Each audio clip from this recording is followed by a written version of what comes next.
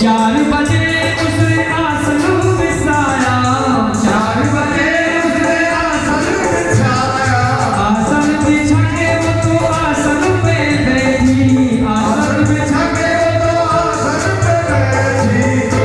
अब सुंदर सा स्नान बनाया, माला झोली ली, खूब सुंदर बढ़िया आसन लिया और उस पर भजन करने के लिए 4 बजे से ही बैठ गई। लेकिन हुआ क्या, वो तो बैठी बैठी सो गई, माला ना फेरी, वो तो बैठी बैठी सो गई, माला ना फेरी, उमरी सारी बीत गई, माला ना फेरी, उमरी सारी बीत गई, माला ना फेरी।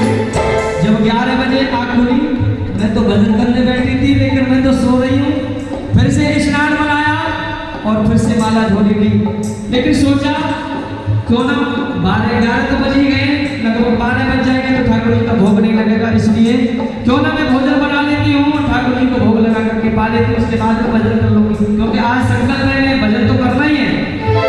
लेकिन फिर हुआ क्या, 12 बजे उसने भोजन बनाया, 12 बजे उसने भोजन बनाया, भोजन वाला के ठाकुर को जिमाया, भोजन वाला के ठाकुर को जिमाया, ठाकुर जी पके उसने रुच रुच की खाया, ठाकुर जी पके उसने रुच रुच की खाया। अब जब ठाकुर जी का भोग लग गया और खूब खुद ने पा लिया, अब कहते हैं कि भोजन करने के बाद में चाहे 5 मिनट के लिए नींद आए, लेकिन आती जरूर है। अन्न का नशा इतना होता है, अन्य जितने भी नशाएं उन सबसे ज्यादा पावरफुल ये नशा अन्न का होता है। आप अनुभव करके देख लेना, आप पेट भर के खूब जीवो और थोड़ी देर बाद में आपको आलस जरूर आएगा।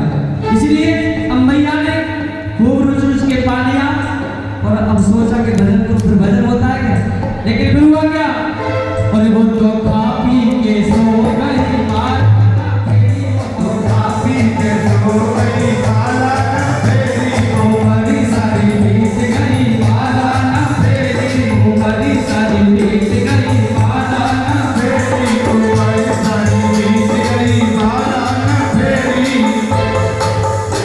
फिर से आँख खुली, वो लगभग 4 बजे में थी। पता लगा कि हमारे बालाजी मंदिर में आज सुंदरकांड का पाठ है। चलो निमंत्रण तो आया ही है, चलो चलती हूँ वहीं जाकर के, अगर राम का नाम श्याम का नाम कुछ भी मेरे कानों में पड़ जाएगा तो मैं समझ लूंगी आज मेरा भजन प्रारंभ हो गया। लेकिन हुआ क्या, देखिए इसे कहते हैं राम जी की कृपा। इस सत्संग में जाकर के भी हम सत्संग नहीं सुन पाते हैं, ये राम जी की कृपा है। अगर राम जी की कृपा नहीं होती तो आप सब या हम यहाँ पर उपस्थित नहीं होते, क्योंकि हमारे राम जी ने कृपा करके हम आपको यहाँ पर उपस्थित किया है।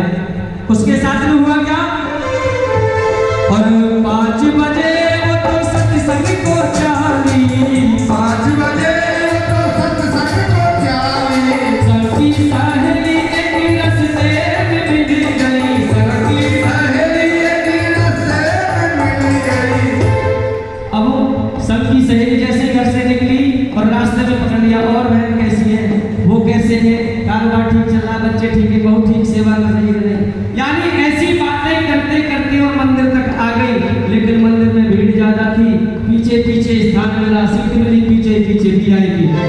अब हम तो इधर भजन गा रहे थे और सुंदरकांड का पाठ कर रहे थे, सभी माताएं बहनें सुंदरकांड का पाठ कर रही थी, लेकिन उनकी वो राम कथा वही चल रही थी। क्या, और वो तो बातों में खो गई, माला ना फेरी, वो तो बातों में खो गई, माला ना फेरी, उमर सारी बीत गई, माला ना फेरी, उमर सारी बीत गई, माला ना फेरी।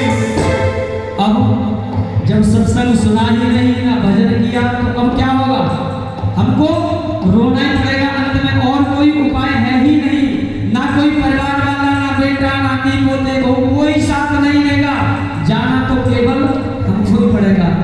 अब एक दिन बैठी पड़ी हुई है खटिया पर और यम के दूत आ गए, और जैसे ही यम के दूतों को देखा तो भैया घबरा गई, अब तो मुझे लेकर के जाएंगे। लेकिन जब रे प्रभु का आया बुलावा, जब रे प्रभु का आया बुलावा, अब यम के दूत आ गए। अगर भजन किया होता तो शायद